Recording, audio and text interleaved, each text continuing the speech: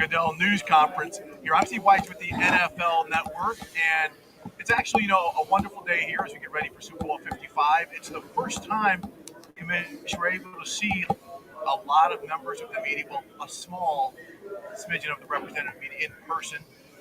So it's actually great, just some good friends and some good faces as we get ready for what should be a fantastic football game. Now, before we get started, we just kind of want to go through some of the gymnastics, so to speak, of how this is going to operate, since we are doing this in a different type of operation. Commissioner and I are going to have a couple questions here, and then we're going to open it up to the handful of socially distanced reporters who are here on site. And then we have a lot of reporters and journalists virtually who are going to ask questions too. So if I were you, I'd like wet your whistle, because I think they're going to be coming pretty fast and hard at you, Roger. So let's get this started. I mean, look, before the season, a lot of people were saying, hey, maybe we would get in 12 or 13 games.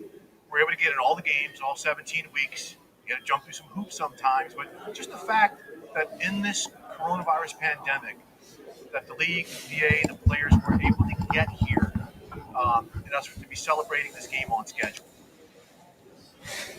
Yes, Steve, this was an extraordinary collective effort. There's so many people that had to work together to get this done. There were doubters, obviously. There were people that didn't believe we could do it. Obviously, we had a lot of unknowns ourselves, but we believed that staying on schedule and working towards trying to get 256 games done, as we sort of say shorthand, avoid the asterisk. And I think we were able to do that, but we still got a few days left here, so we're focused on making sure we finish out strong. But between our medical team, and Dr. Sills is here, all the experts that he brought together to help us to put the plan together, the players and the coaches and the clubs that did so much to implement those protocols and the intensive protocols and adapt throughout the season. And I think that's the big thing for us. We had to adapt at every stage, just like everybody else, just like the media, everybody else in this society. This was a year where we were all challenged. We all had to adapt, and we had to find innovative solutions to challenges. And I couldn't be prouder that the NFLPA and the NFL worked together in, I think, unprecedented fashion to be able to find those solutions together. Not only did we negotiate a 10-year CBA that was approved in March, literally the day of that, we started discussing about free agency and how free agents in the offseason would go forward. So it's been a lot of change, but it's also rewarding on that front. And the sacrifices that our players and coaches and everyone made, their families, is just extraordinary, and we're really proud to be here. We have a couple games to go. Schedule-wise, we are at the finish line with the Super Bowl. And the other day, Dr.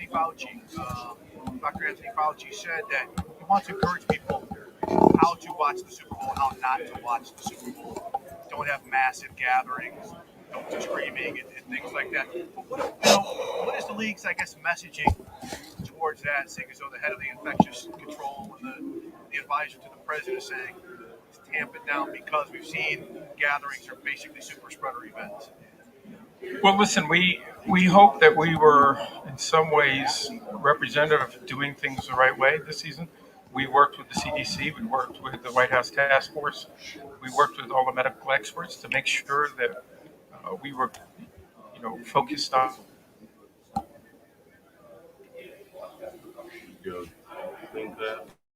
And how to do this. We're really proud of that because we did it safely for our fans too. So the same goes for Super Bowl Sunday. We want our fans to be safe.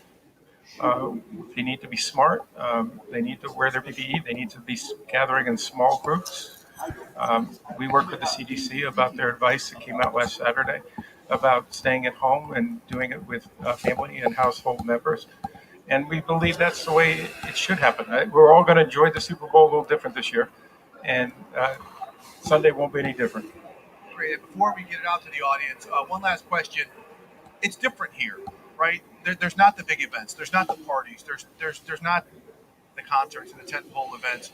But what about the way the city of Tampa has been able to adjust on the fly to host what is typically just an incredible, massive event that lasts for days and days? Well, they've been incredible, and I know some of the Super Bowl host committee guys are here. I know Will and Rob are in the back. the mayor, the county, Derek Brooks, who's been extraordinary also. They're just, they've all worked together to find solutions. And at every challenge, as we looked and we challenged them, they came up with solutions. And so this community has done an absolutely extraordinary job. I'm always cautious of saying that until after we get everybody home and out on Monday. But they really, to this point, have just really gone above and beyond. And they deserve our praise and thanks. And I think the people here at Tampa should be very proud of the work that they've done. I think they really should. It's been a really interesting kind of setup here. So, all right, Roger, I think we're done up here. We are going to turn it over to the reporters that are out here in the audience. So remember, please introduce your name, your affiliation. Fire away. Hi, Roger. It's Lindsay Jones from The Athletic. A year ago, you stood in front of all of us, or a lot more of us actually, and you said that diversity in the head coaching ranks was a problem. It was something that the NFL needed to take significant measures to address. In the months since, we've gone through the Black Lives Matter movement. Our country has gone through this racial reckoning. As a league, as ownership, you guys enacted some pretty significant changes, but here we are on the eve of the Super Bowl, a hiring cycle complete, and the head coaching numbers have not really changed. What happened this hiring cycle? How concerned are you personally and your staff at the league office? How concerned are you, and what more needs to happen to see different results next year? Well, Lindsay, a few things. First off, I think and I've said this to you all many times, I'm not sure there's an issue that we spent more time working with our ownership on. Our ownership is committed, focused on this. And, we look at this as broadly as possible about we want to make the NFL, our clubs, more diverse. And so it's much broader than just head coaches for us, but the head coaches is important. And we put a lot of our policies and focus on that this year. As you know, we had 2 minority coaches hired this year, but it wasn't what we expected, and it's not what we expect going forward. So for us, we want to continue to look and see what went right, what went wrong. I think that has to happen with individual discussions with candidates, both successful and unsuccessful candidates, the clubs, and try to understand, exactly what went right and what went wrong. They're not the outcomes we wanted, and we're committed more than ever to make sure that we do that. But we want it to be a natural process. We want it to be a process that is what we believe in diversity is making us better ultimately. And so we'll get back. I've had a lot of conversations with owners and candidates over the last several weeks during the process, and there were some real positives for us here. I know people want to focus on the head coach, but there were a lot of positives. 3 new general managers that are African American. There's a lot more diversity in the coordinator position also, and across the league. So there were some real positives to build on, and that's what we're going to do. But we're not satisfied, and we feel like we can do better, and we're going to. Hey, Roger, Ben Boland from the Boston Globe here. I have to ask you, of course, about Tom Brady. It's been almost 5 years since you suspended him for 4 games for Deflategate. And since that time, he's now on his 4th Super Bowl in 5 years. Just curious, what's your relationship like with Tom? What does he mean to the NFL right now? And do you still think that punishing him so severely was the right thing to do?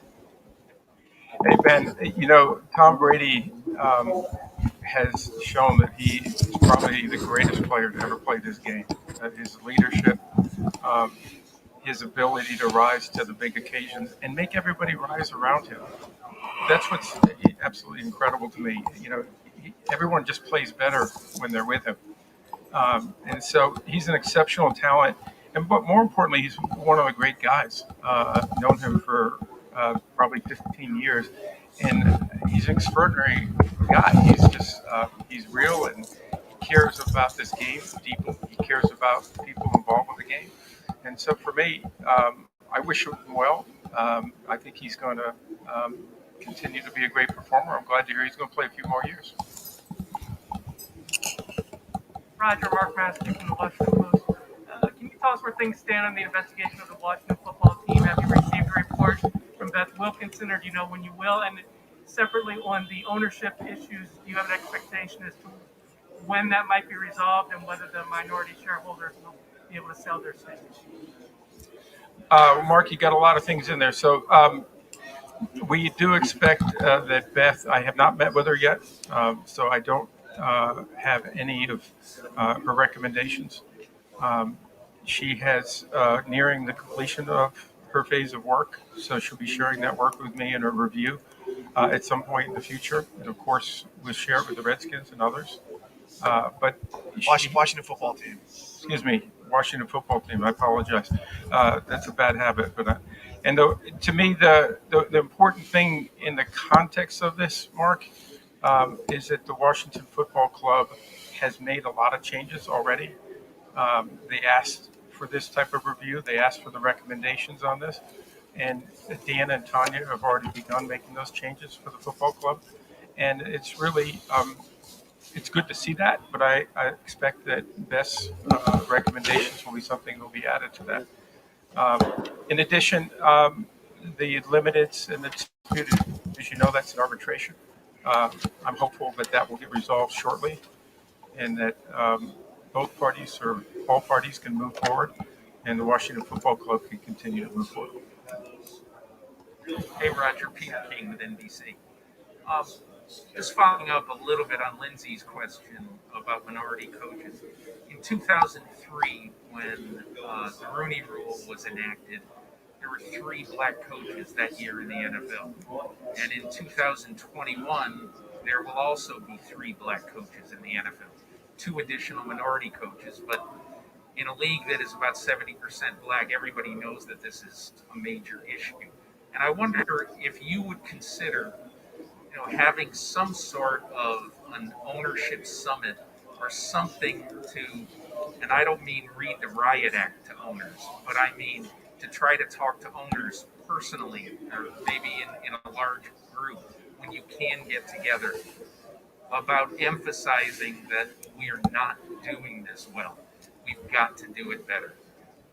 Peter, everything you just said there, I've said on multiple occasions this year. As I said to you in response to the question Lindsay asked, I'm not sure, other than the February meeting where we discussed the labor agreement, that we didn't raise this issue and the importance of doing this better, considering policies to help us in this case, and enacting policies. And the ownership shown their commitment in that. So the answer is yes, we'll have more discussions for sure, both individually and collectively when we can get together.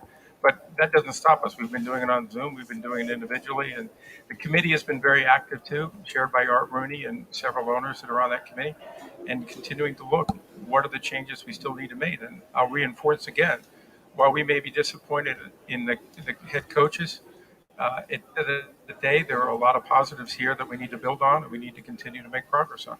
And that commitment is there. Hey, Roger. Jared Bell, USA Today. How you doing? I'm interested in how the NFL will roll out of this season of playing through a pandemic, and would like for you to detail how you envision the offseason in the league to proceed, and also to that end, next year with the preseason. I know there's been a lot of discussion over the years about scrapping the preseason. We didn't have one this year. And then more specifically, NFLPA President J.C. Treader has suggested that the NFL do away with the OTAs and the organized practices during the offseason.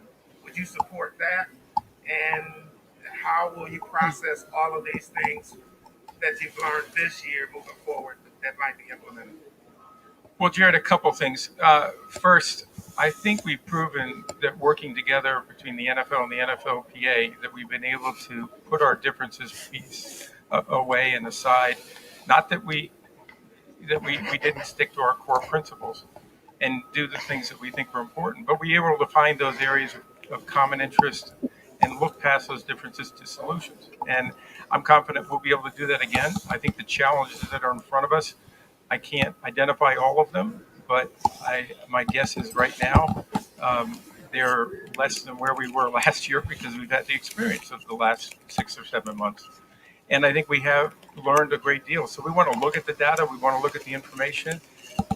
It's not a time to be taking positions publicly. It's a time to be able to look at that data and then sit down and talk about it. with respect and understanding and try to get to the right outcome. So from that standpoint, um, I expect the offseason, we were already started on that. The combine is already uh, going to go through significant changes, which is just in a few weeks.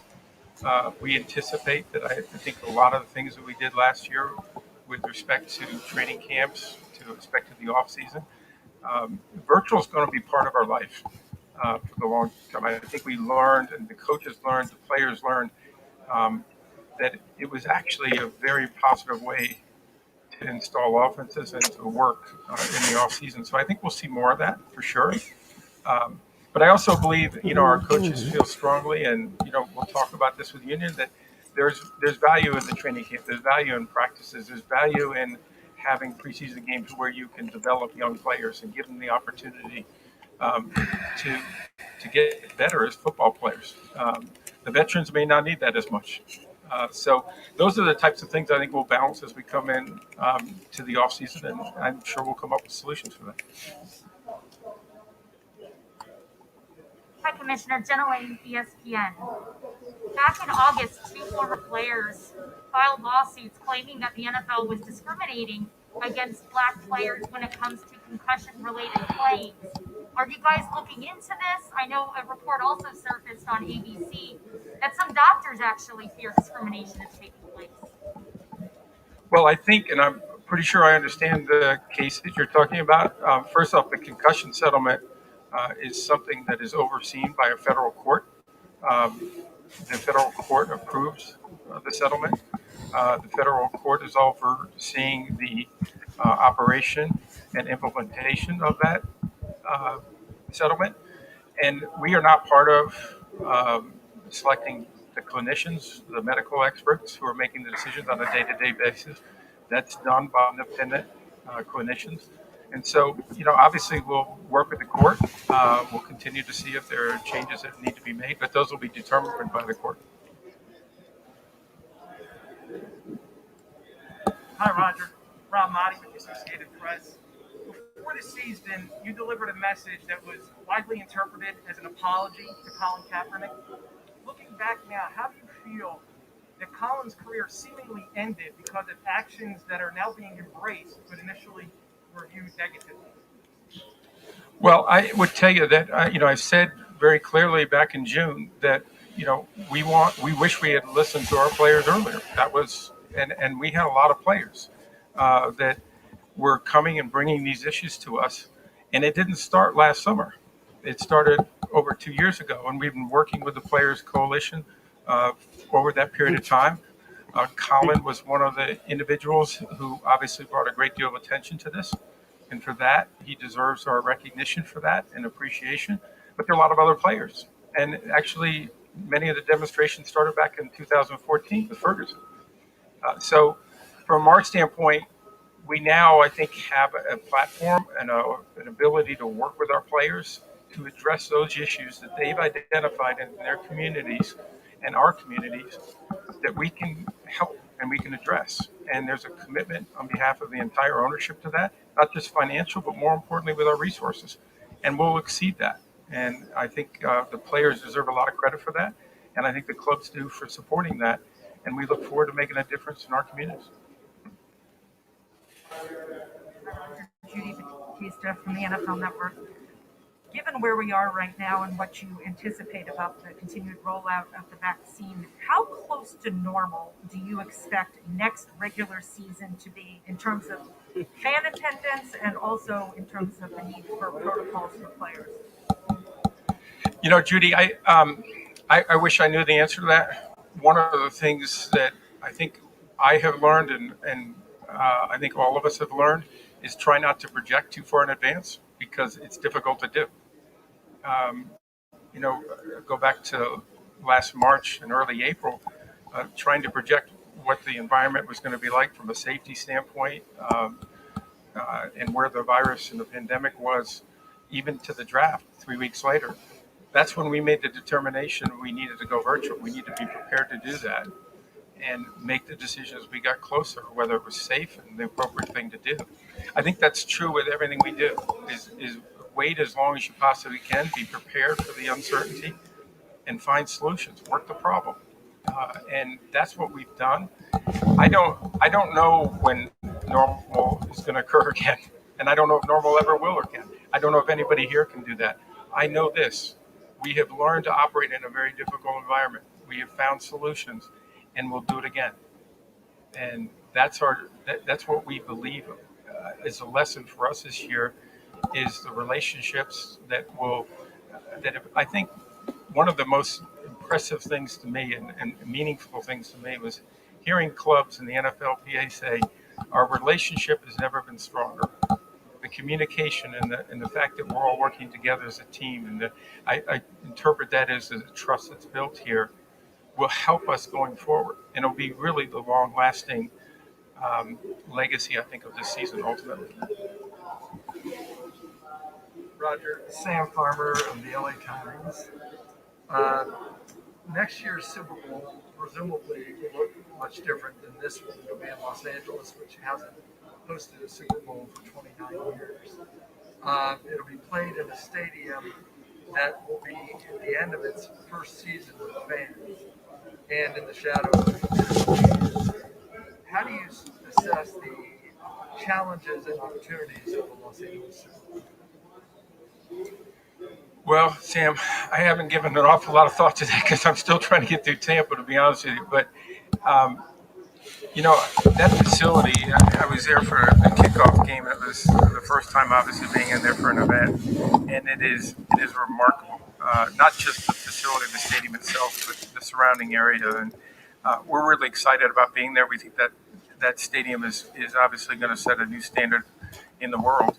And so to bring our Super Bowl there will be exciting. Again, I don't know what the environment's going to be like by next year. We'll be prepared for that. We hope it'll be filled with fans, and not just in the stadium, but around the stadium and enjoying the facility. And we will be back to more of a normal cadence. But safety has driven everything we've done this year, and safety will drive that decision as we approach it, making sure that we keep, obviously, the participants as well as our fans and others safe through that process. Hey, Roger, Sal Palantonio, ESPN. Hope you and your family are doing well. Yes, thank you. Roger, it's been an enormous undertaking to get to the doorstep of the Super Bowl, but you've had some challenges, obviously, along the way. And I wonder if you would take us behind the scenes to those meetings and discussions that you had when you had outbreaks with the Titans and the Ravens and the Browns. And, those moments where you talk to your staff and perhaps your family about, am I doing the right thing here? And was there a moment where you said, maybe we should just call a timeout to this season? Sal, we really we didn't wait for those outbreaks to have those conversations. That was part of putting the protocols together, and the teams working together with medical experts that were specializing in infectious disease and really could give us insight, as well as the staff that just did an incredible job of adjusting at every stage. Sure, those periods of times when you're not sure and you can't get a handle, particularly, it started in Tennessee where we weren't sure how to control this, what was causing this. Those were some anxious days. There's no question about it. But we believed in our medical experts. We believed in the protocols.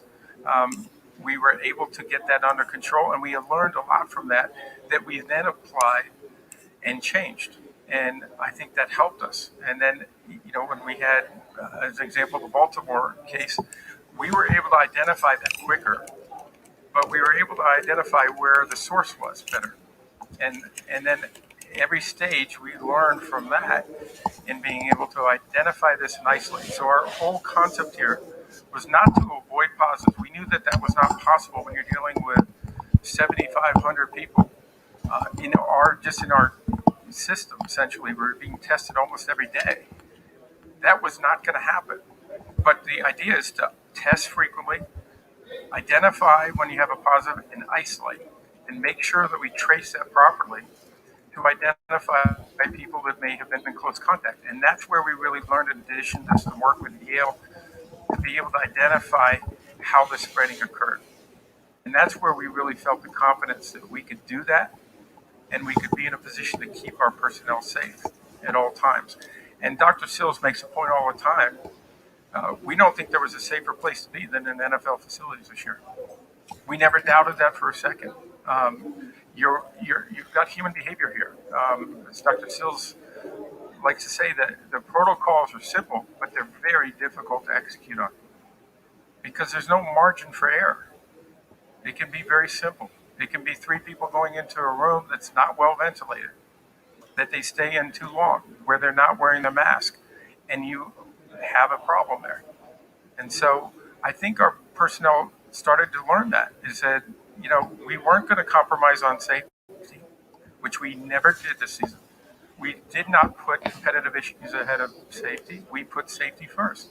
And when we had those safety issues, until we could control that, until we were certain that we were not going to put any of our players or coaches or other personnel at risk, we weren't going to put them out there. And that's what you had in Tennessee with the delay. That's where you had the delay with Baltimore. That's where, you saw it in Cleveland where, the head coach.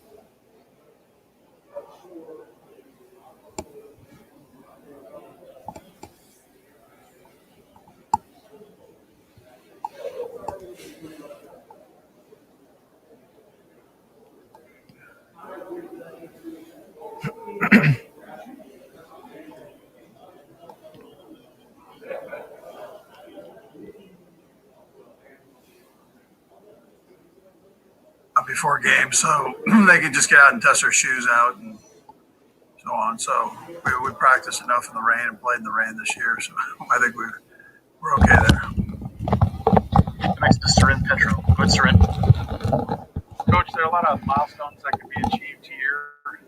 I think it's the 8th franchise to go back-to-back. You'd be only the 10th franchise to win 3 Super Bowls. You talked about your time yesterday of met Lamar for the first time. I'm just curious, do you ever have a moment where you think about the history or maybe people come up to you and tell you all the history that you guys are in the middle of right now? Yeah, I'm aware of it because of the media, Soren. But I'm old, so I've heard it before and seen it with my own eyes. So it's a neat deal. When you're in the middle of it, I don't think you appreciate it as much. Maybe when you're done with the whole thing and you look back on it, you can appreciate it more. But we're just scrambling from one drill to another drill to a meeting to another meeting and making sure we get the media obligations taken care of and so on. So it's before you know it's the nighttime and time to go to bed. Let's go next to Harold Kuntz. Go ahead, Harold.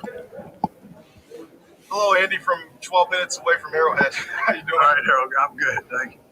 Hey, quick question for you. I wanted you to kind of think back. I asked you before to see if you were talking to Patrick Mahomes during stretch. And I asked you about what you guys talked about now.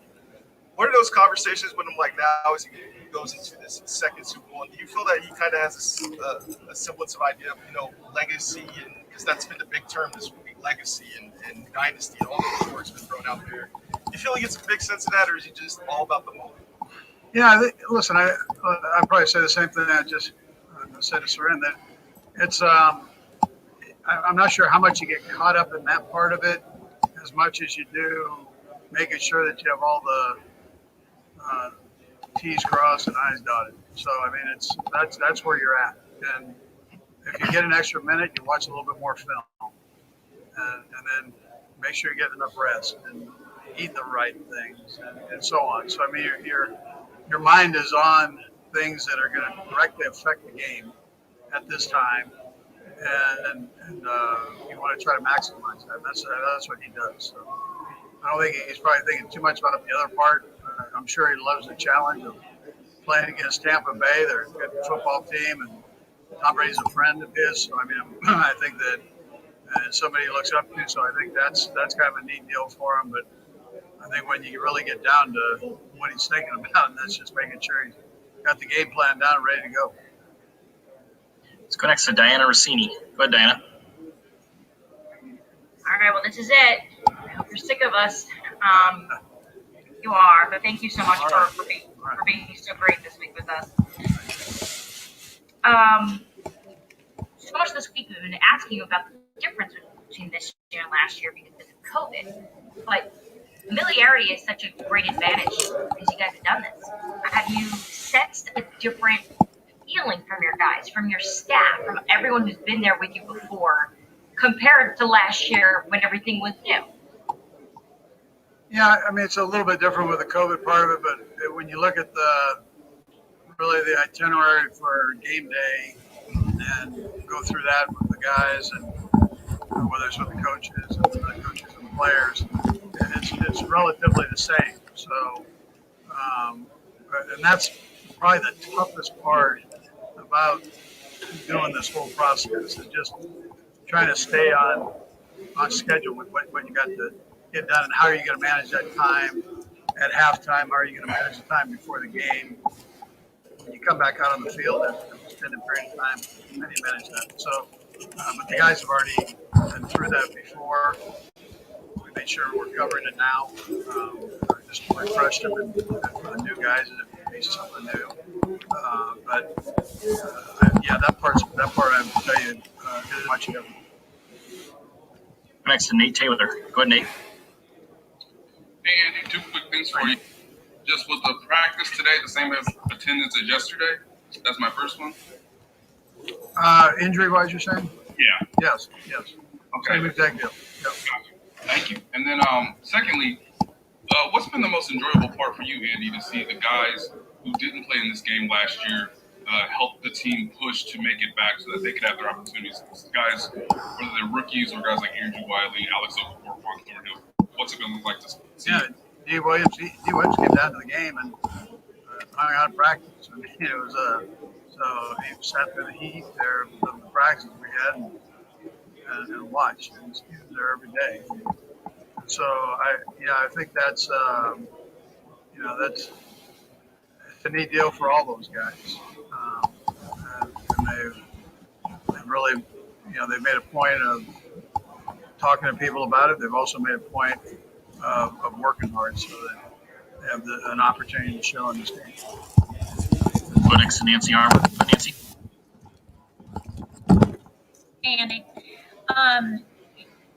Can you just describe the evolution maybe of Travis, both personally and professionally, and think back to, when you drafted him, I know you had the conversation with him and Jason just about your expectations.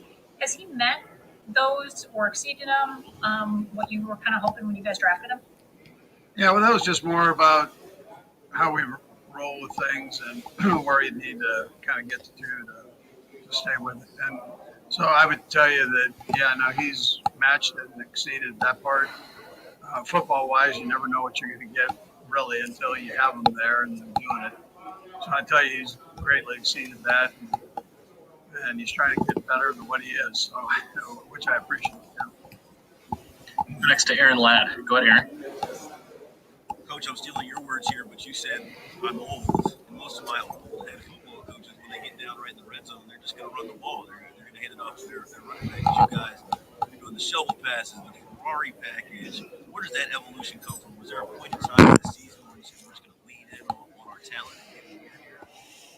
Yeah, I mean, we try to have fun with it the best we can, and everybody contributes. I've got some really good coaches, assistant coaches. You guys know that. I've got players that have chipped in on plays, and they have a blast with it. And so I've always encouraged that throughout my career, and I don't want to stop because I'm old.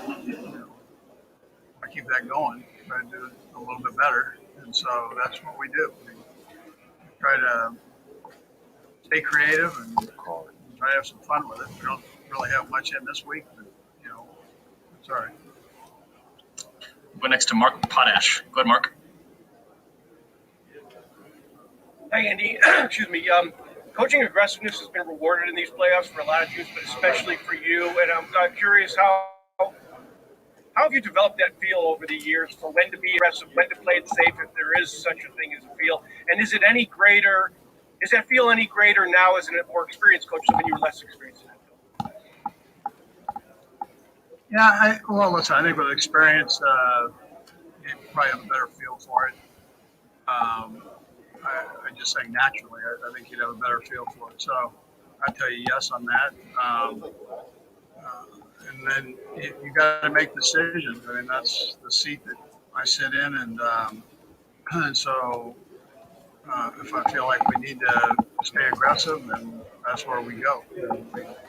We try to do that all the way around on both sides of the ball. Spag does it, EB does it, Tove does it within reason, and all those guys are experienced guys. And we talk about it, and it just kind of fits in with all our thinking. Back to Len Jennings. Go ahead, Len.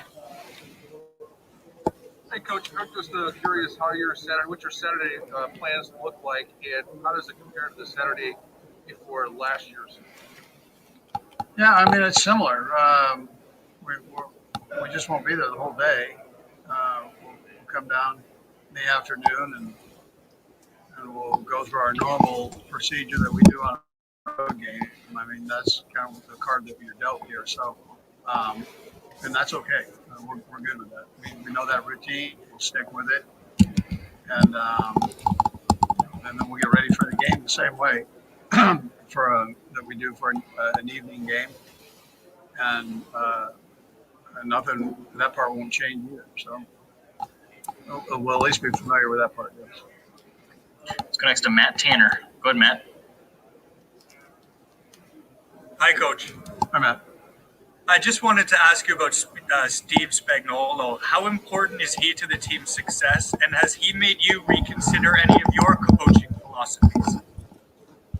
Yeah, well, Steve's excellent. I think we know that. He was a head coach in this league, rightly so, and probably get another shot at it here too to do it again. So the next few years, so he's got a great feel for the game, and yeah, we bounce things off of each other all the time. I mean, that's important. His experience is very valuable to really the whole offensive staff, and we all love talking football, so it's easy conversation. Let's go next to Steve Walls. Go ahead, Steve. Hey, Andy, how are you doing? Good, Steve. Hey, I talked to a couple of your former players this week, and they both said the same thing. You are a player's coach, and guys will run through a wall for you. Do you feel that at all, or are you just kind of like in the moment? Well, listen, I mean, I've been fortunate to have some really good guys, and that I just love to play. I mean, that's a part I appreciate the most about these guys is, they're gifted, they work hard, they do all that, but the love of the game is something I appreciate. And so it's not hard to treat guys good when you have those kind of players that want to do that. I've been fortunate with the GMs that I've been with that have fed those kind of players into the program. So from a coaching standpoint, I enjoy coming to work every day. I love working with these guys. And I felt that same way when I was in Philadelphia. We just had good human beings that love to play. And I'm not even talking about talent. The talent aside, but you guys love playing the game. Let's go next to Jeff Fedotin. Go ahead, Jeff. Speaking of those former Eagles players, this week Terrell Owens was saying how much he's going to be rooting for you and how in the Chiefs. I know it ended turbulently with him, but what are your feelings about Terrell? Yeah, so I like Terrell, and he's a competitive kid. He and Donovan had something really special. Wherever it is today, it is. But I mean, that was a special connection. I saw it when they were playing in the Pro Bowls. There was something. They just needed to look at each other, and they had this connection, and they carried that over to just have a fantastic year in Philadelphia, the year that we went to the Super Bowl. So I try to remember the good times. There were so many good times, and I focus on that. Things happen in this business, man, and I'm not a grudge holder. I've never been that way, and I've talked with them, and I'm close with Donovan. I'm close with him, and my wish would be that those two just bring it back together. Got time for one more. We'll go last to Rob Collins. Good, Rob. Hey, Coach. Happy to report that it's 62 degrees and sunny in Tampa, so you have that to look forward to when you get here. Great, good. Yep. Bruce Arians this morning was talking about sticking to a routine and how critical it was during the Super Bowl, and obviously they're here and they're home, and you guys are back in Kansas City. I'm just wondering if you deviated at all from what you did last year, and how different is it for you guys? Well, it's a bit different just because of the media setup. We were the home team, and we had the choice of when we could use the media and that. And so this is a bit different, just time-wise, but it actually fits right in with our normal schedule. So it hasn't been a big disruption at all. Coach, we appreciate your time. Thanks for joining us. Okay. Let me just say one thing. My heart goes out to the Schottenheimer family. Marty and I were close, and what a great person. He's great to me as a young football coach. And, nobody did it better than he did. And I'm hoping we can mend him, but most of all, his family, they're staying strong. And I had a chance to talk to Brian last night, and I appreciated the conversation. So, and my heart goes out to him. All right, thank you. Thank you, Coach. Yep. All right, guys. We'll have Travis Kelce on podium 9 next.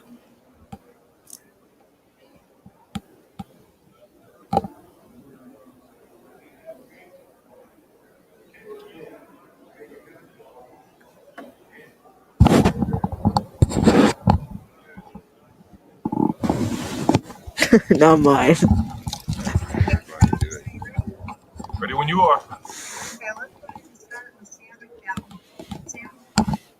Hey, what's up, Travis? How we doing? Good. I wanted to ask you a question about Pat.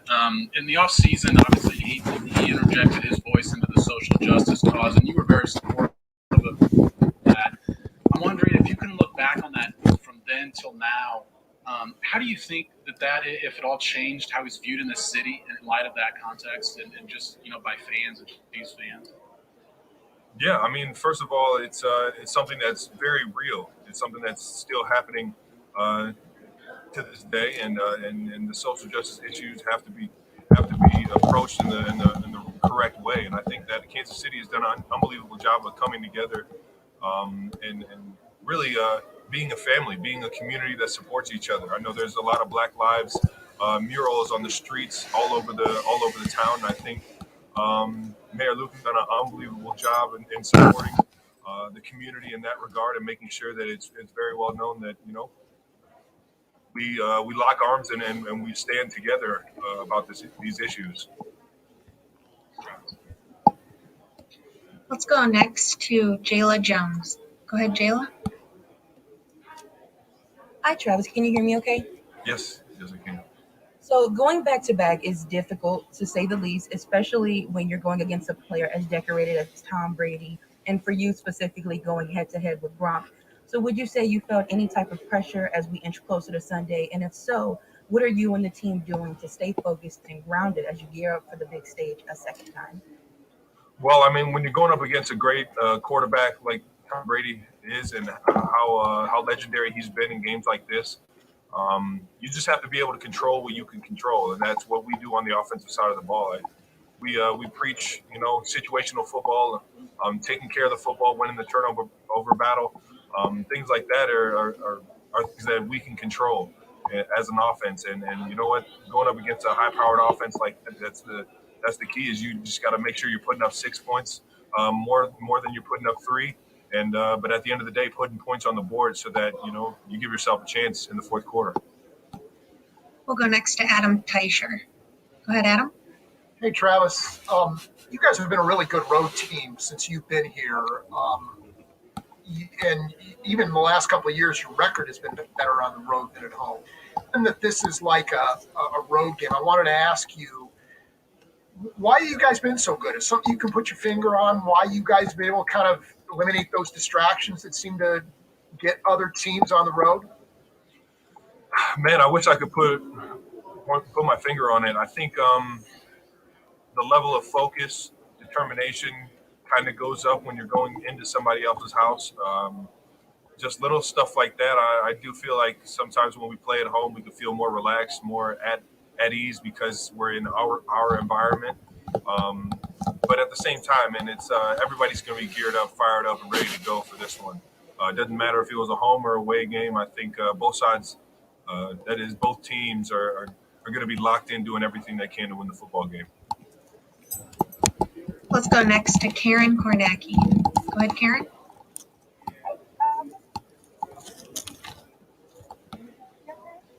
Just barely. Just barely.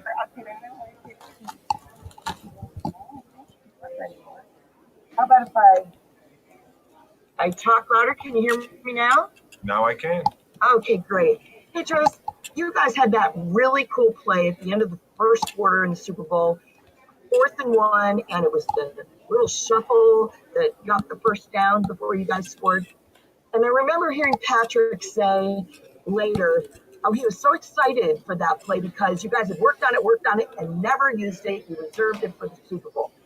When you guys have a play that is called on the big stage like that, does that get the adrenaline going? Does that get, are you guys so excited because you worked on it so much, it's been saved, and you know the opposing team has never seen it before?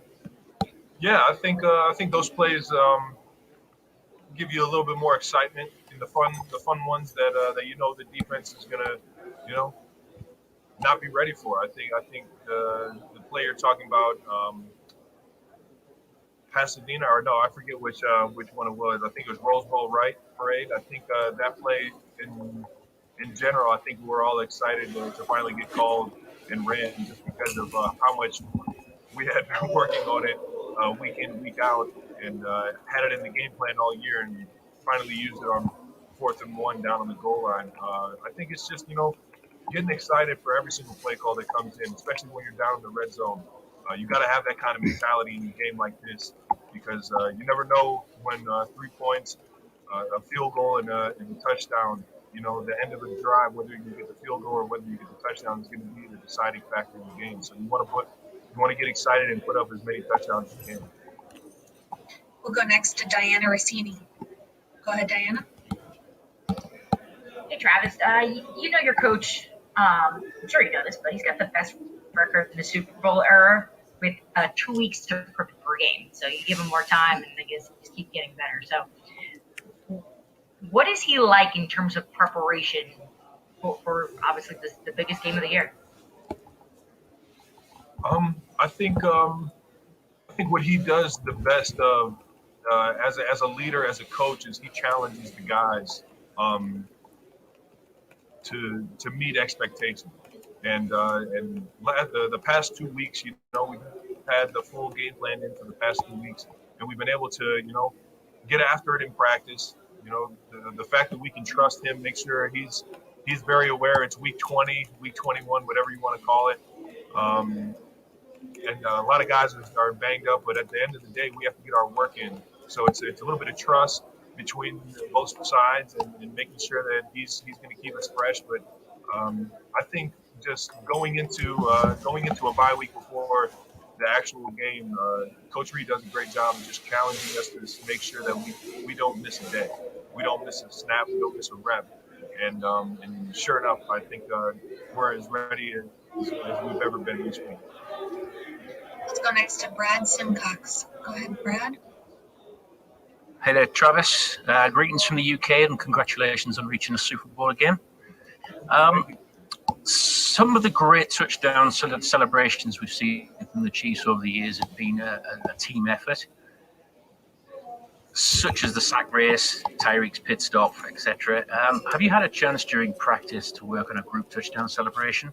If so, any hints on the theme or what you're planning to do to celebrate touchdowns this Sunday? I'll tell you what, I think when the league finally let us a couple years ago celebrate together, we had about 10 of them going into every single game. And you saw all of those. I don't know if we're burnt out, we don't have any more creativity, but we're more focused on just getting in the end zone and celebrating with our teammates. Nothing's choreographed and nothing's, premeditated. It's all just kind of being in the flow of the game and enjoying it with our brothers. We'll go next to Harold Kuntz. Go ahead, Harold. Hey, Travis, and hello from 12 minutes away from Arrowhead. You doing all right? Right on.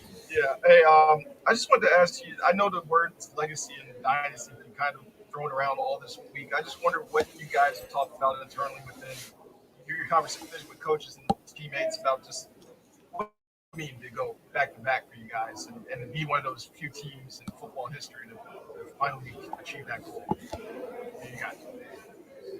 Worry about that feeling if we get the opportunity to, actually win this game. I think it's right now I'm just focused on the now. I'm not really focused on the history, or the future, the past, or the future. I think it's really just the mentality of taking advantage of the hour, the minute, and the day, the hour, the rep, whatever we're doing in this building to get ready for Sunday. I think that's the main focus. Nobody's really thinking about the legacy or what it would mean.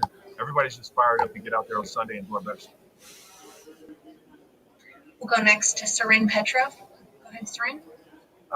Travis, last game, you guys just had such great success going long to Tyreek Hill. You and he worked so well together.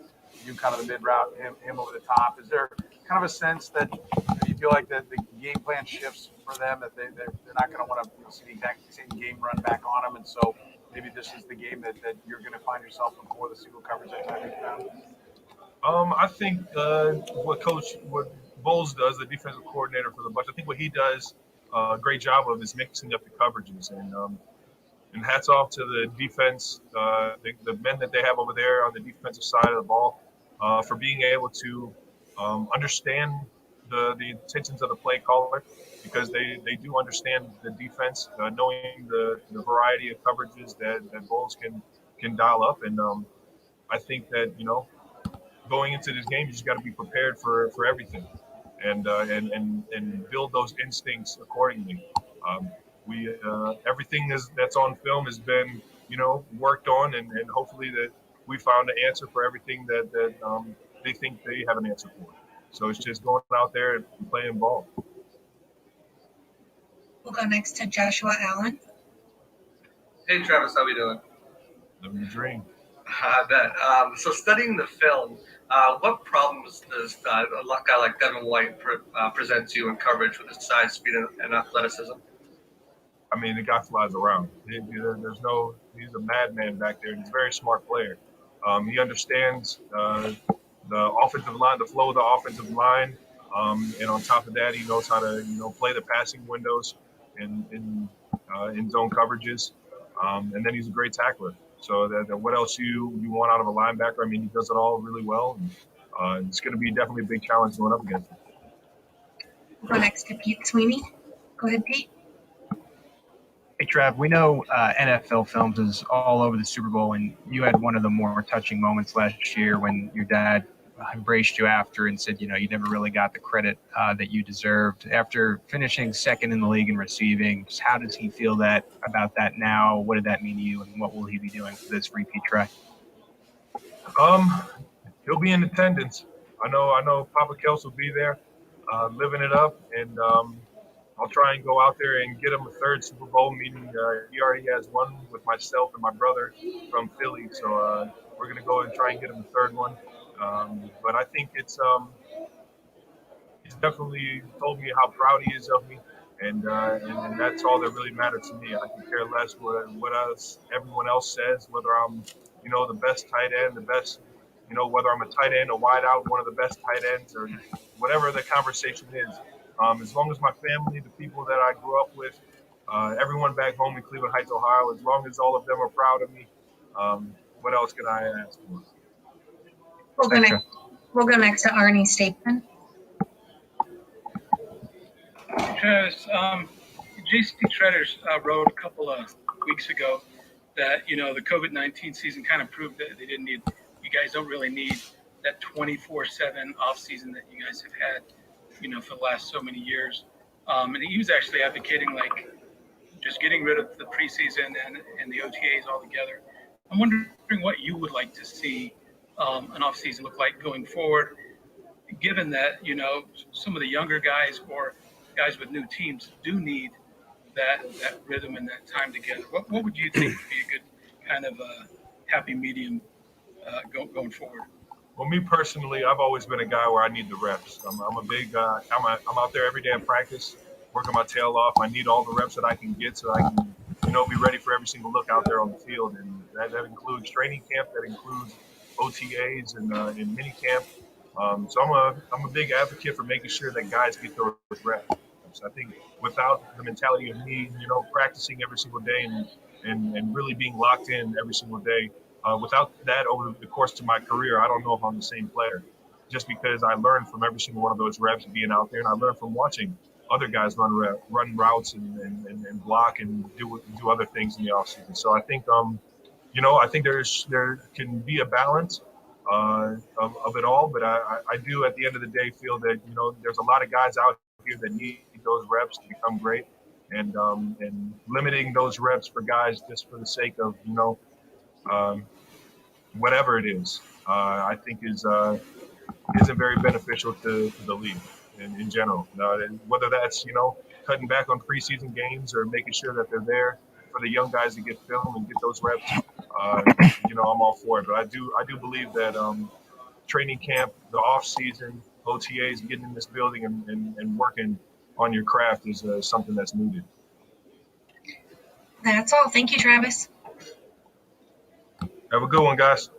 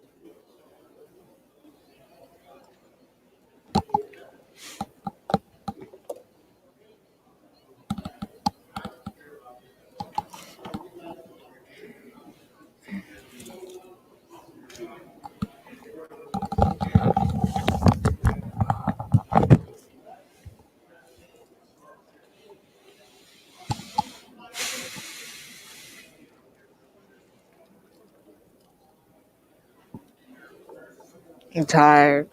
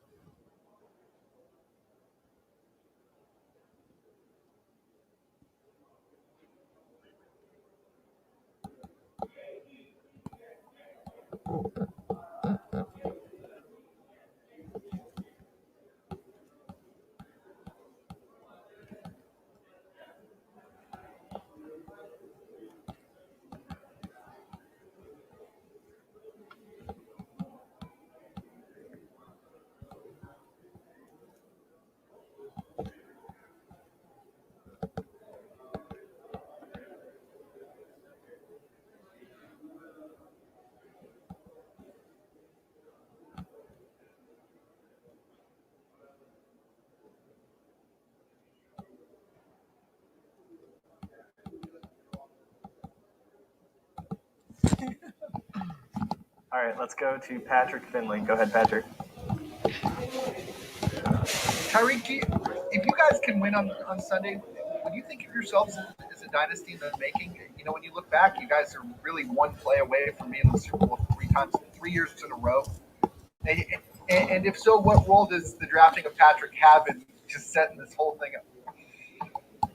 Well, the draft in the Pat was huge. Obviously, we all love Alex Smith. He's a great player. He's a great role model. For his team.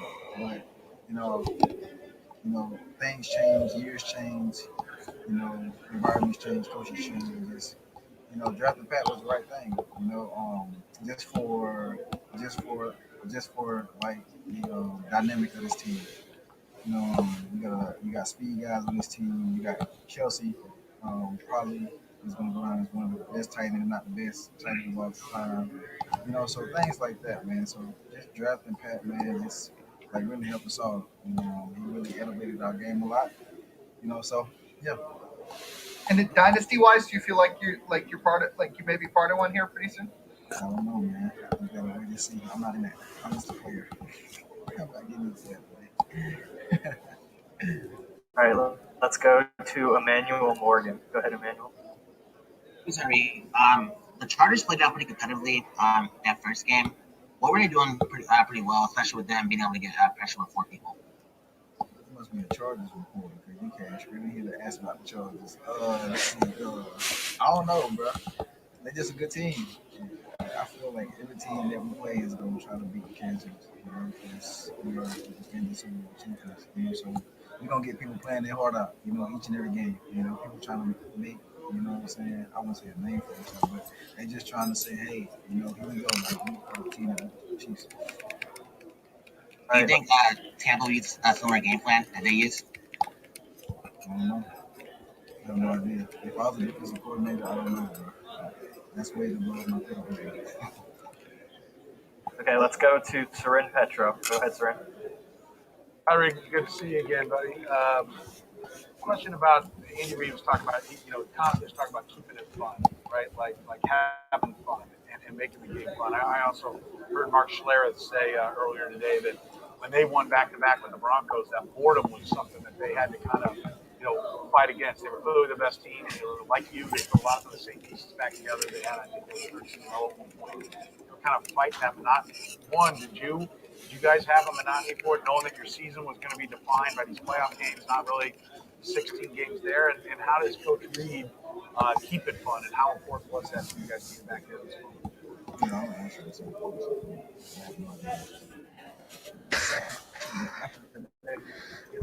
Coach Reid, man, he's just able to adapt to my situation. He knows that, in order to keep the game fun, you gotta, like, just let players be themselves. Let those personalities show. And he does a great job doing that.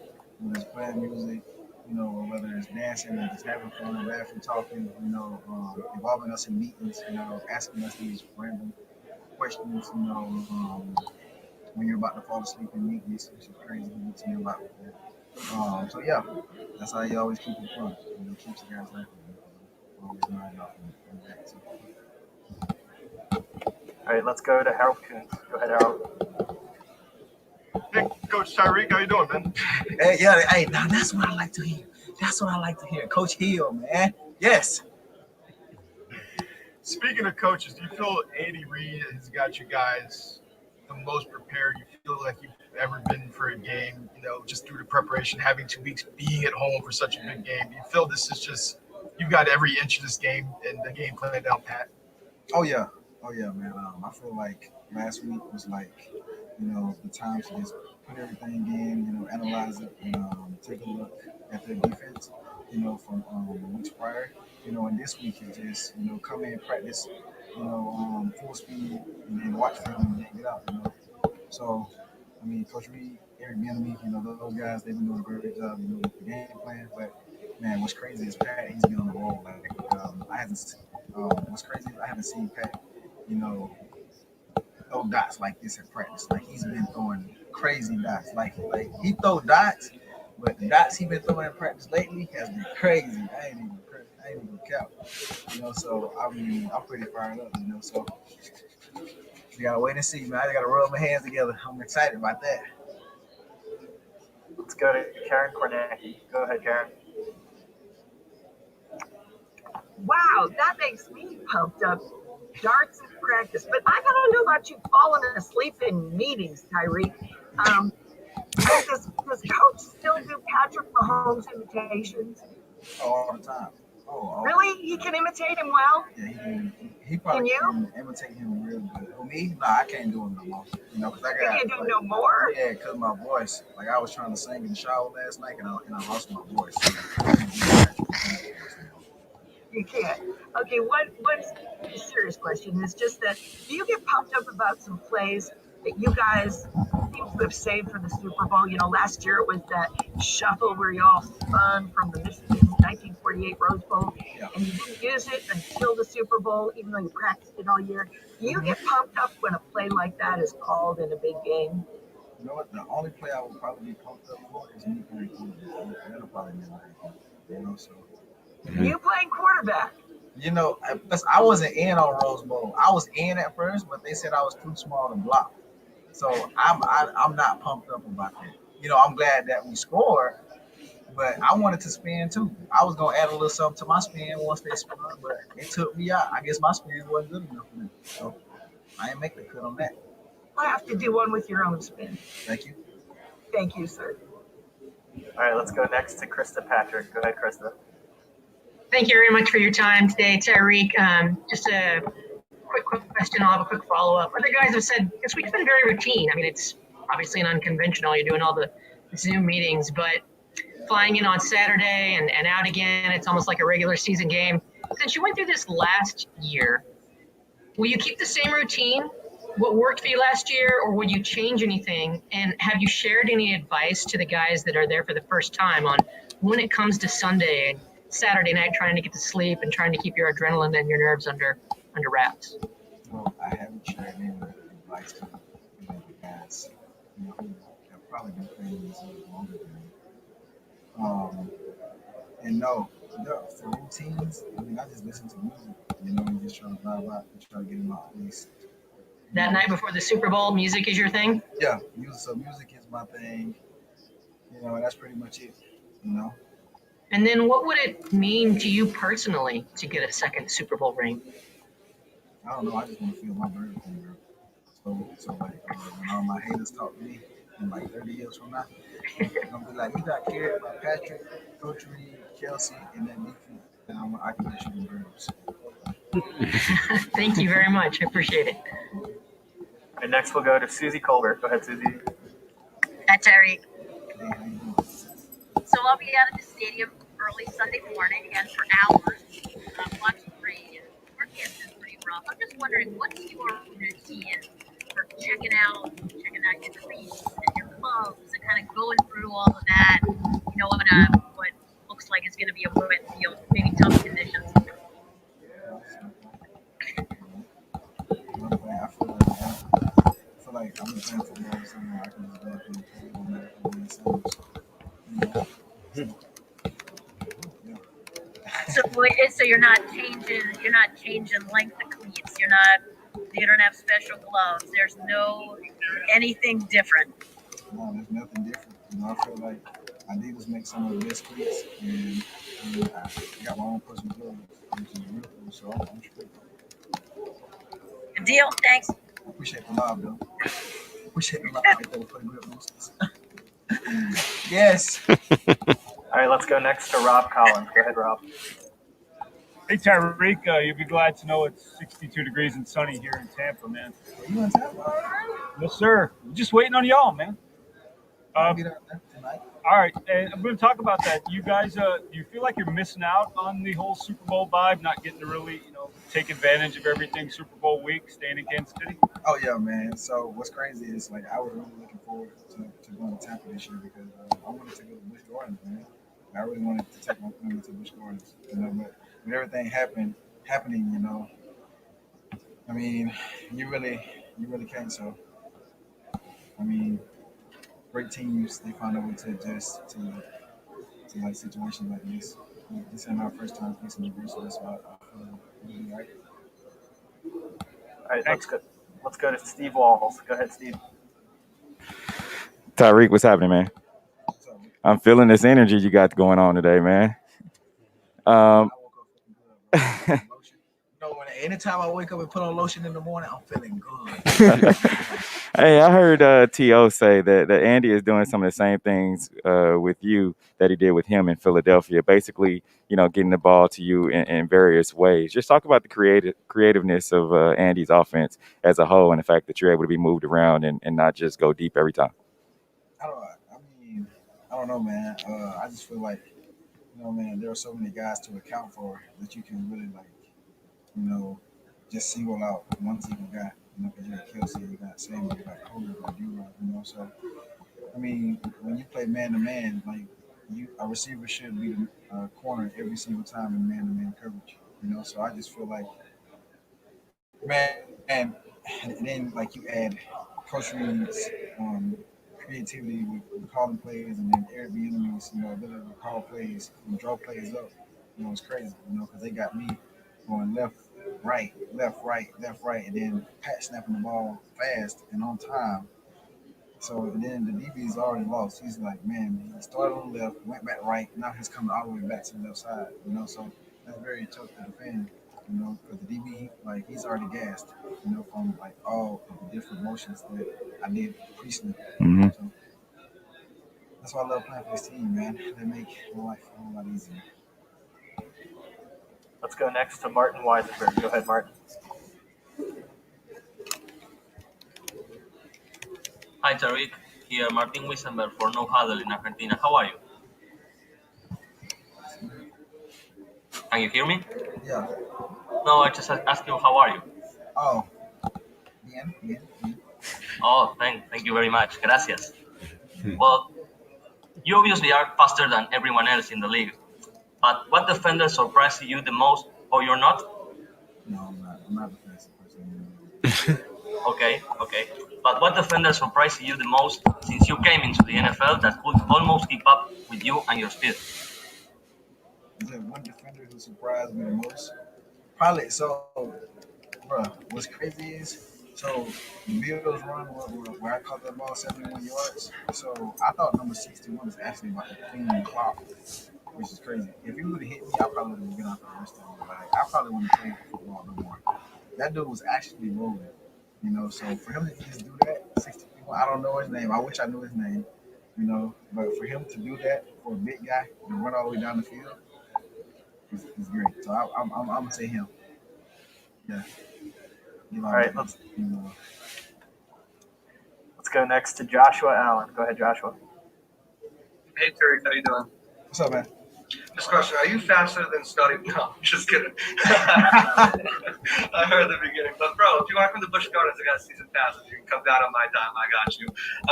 But obviously, Jamel Dean didn't play in Week 12. Watching the tape, what kind of matchup problems does not just him, but also Sean Murphy, Bunting, and Carlton Davis provide to you?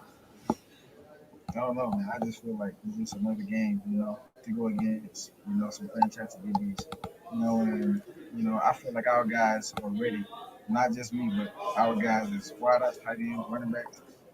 All of us are ready for that challenge because they're a great defense. They got a good secondary. So, man, just this whole entire week, Wednesday, Thursday, guys have been working hard, whether it's attacking the ball when it's high or coming back to the ball for Pat, just trying to make that play, So it's going to be a great challenge, on both sides. They're going to make us work, and we're going to make them work too. So it's all about who wins the most. And I feel like, I know our guys are going to win. Thank you. Good luck.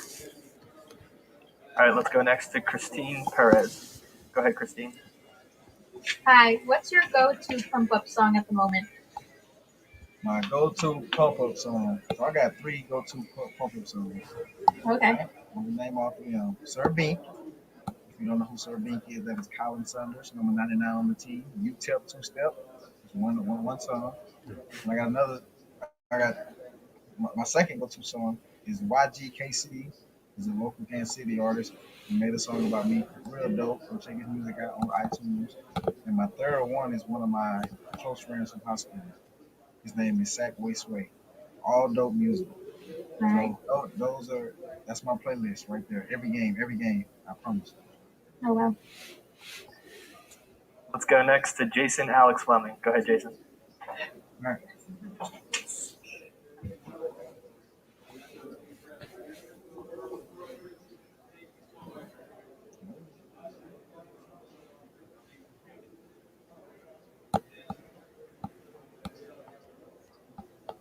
Jason, you with us? All right. Mr. Hill, how you do? I have to ask you a question because I break down tape every now and then, and when I see you in the slot next to Sammy Watkins, with Travis Kelsey in the trips, and usually it's Robinson or Pringle or Hardman, you just go off on this play. You caught a 64-yard bomb, a 39-yard bomb, and a 80, well not an 80, a 71-yard bomb for touchdowns when you're next to Watkins and they leave you single cover. They'll go off of Diana Rossini. It looks like you're just having fun out there. Is this one of your favorite formations, or are you just doing your thing and taking advantages of defense? I love playing football, man. You know, each and every day, I get to wake up, come to work and do what I was going to do, and do what I was taught to do at a very young age, and that's play football. I love it. I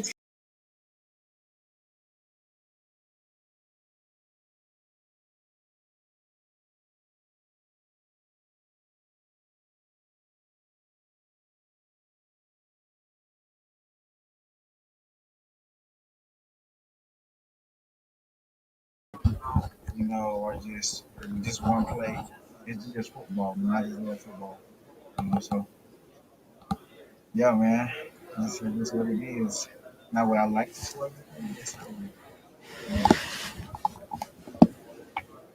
All right, let's go next to Matt Birch. Go ahead, Matt. Hey Tyreek, so everyone knows you for your ridiculous straight line speed, but often overlooked is your body control. As the tape shows your otherworldly ability to change direction while running top speed, and also how you push leverage to separate. Can you talk about how you work to develop these traits that have made you dominant? Like, is it functional training, watching tape, nutrition, a specific training regimen, or a mix of all those? First of all, you just made me sound so trash when you said straight line speed. But nah, man, it's just something in the water, man, in South Georgia. It's just something in the water around there, man. That is my grandmother's secret recipe, that gives me that ability to cut like that.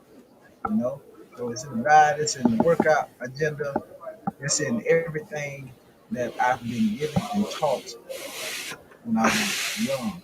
My grandmama, she did all this now. She had me do some crazy stuff. When we're doing 3-point starts, if we're just getting off the ball for a 5-yard burst, it becomes a competitive thing because we got those type of guys in the room. And then I'll be out of the stadium all day. We'll be kind of wondering just what's the routine?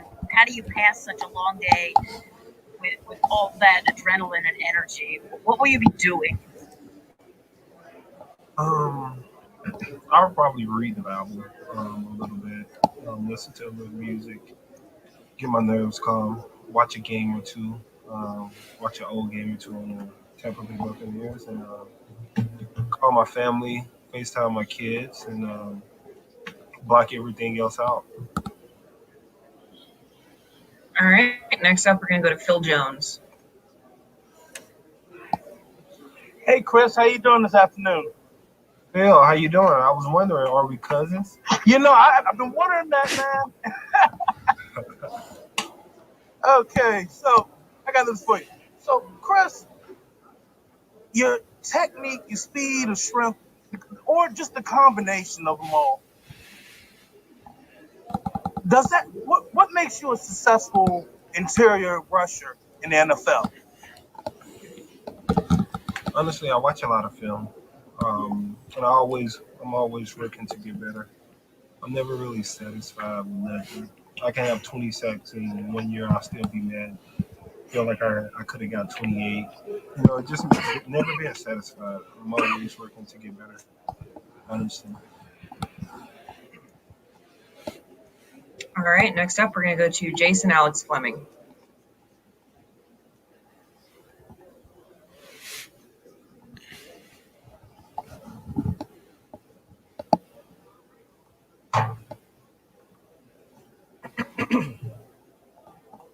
All right, not responding. So we're going to go to Tom Akins. Chris, you were talking about trying to tackle Tom Brady, but before you tackle him, you got to get to him. How do you guys plan as a unit to keep pressure on Brady so that he is reachable?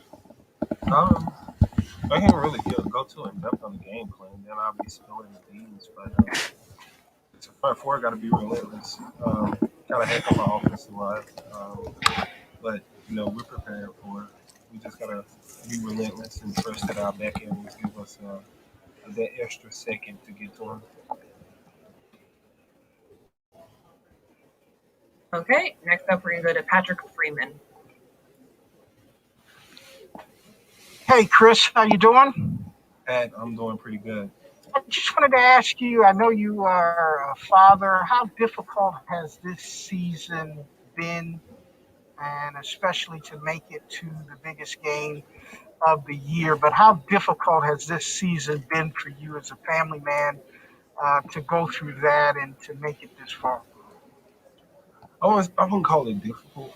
I would call it challenging. Some moments in some areas have been very challenging. At one point, I was thinking about bringing my kids to work with me because the school shut down and there was no nannies. All the nannies, had to get tested and everything. So, this was about adjusting and adapting to the new era of 2021. But we was able to overcome it and make it here. And there was a lot of different challenges we faced along the way, but we was able to overcome it. All right, we're gonna try and go back to Jason Alex Fleming at Florida Sun. Appreciate your patience. Mr. Jones, how are you, sir? Jason, I'm doing pretty good. How are you?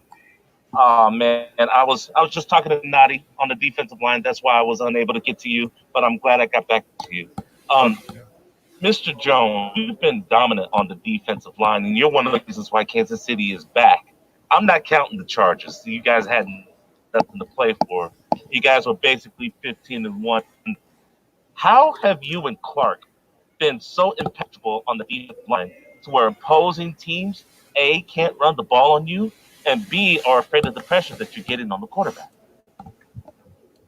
Honestly, give all the props to our DC. Spags put us in situations to make plays and situations to free us up to give us one-on-ones. And I done been with Frank for what it was, 2 years, a year or two. I think this is our second year, and I kind of know how Frank rushes and how he plays. So the accountability that we've built along the way, it kind of makes it easy for us. He know how I rushes, I know how he rushes, and we try to work off of each other. And I think as long as we continue to play together, I think we'll continue to get better. All right, next up we're gonna go to Patrick Finley. Hey, how are you?